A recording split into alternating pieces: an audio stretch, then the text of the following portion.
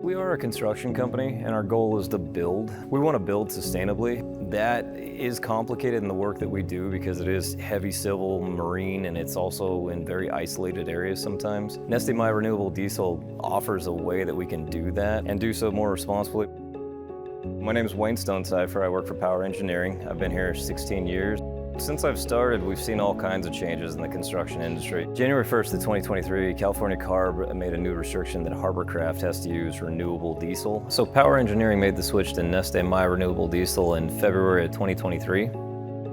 Fueling over water is just it's a difficult aspect because of the potential for spills, damage, cleanup efforts, and that's where Neste renewable diesel comes in. It's available today. It can go in your engines today and you can burn cleaner. I mean, that's a no-brainer, especially when there's no reductions in capability. It can drop into any engine. So I think it's a small piece we can do today that's part of a much bigger puzzle.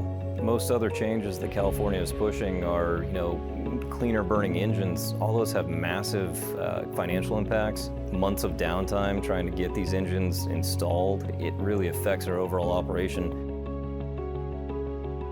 The new mandate goes into place January 1st of 2024, requiring that all off-road red dye diesel be R99 or R100. We're already running Neste renewable diesel for our landside equipment as well. We run it for all our civil equipment, which is a range of excavators, bobcats, loaders, pretty much a full scale of anything you ever see on a civil construction site. The fight against climate change is real to me, and it's something that I think we all know the world is warming. Whether you're a believer that it's going to happen in the next 5 years or the next 100, it's happening. Your kids, your grandkids, your great-grandkids, they're going to experience it. So it is important to me that we build responsibly, and I think any effort we can make today is something we should do.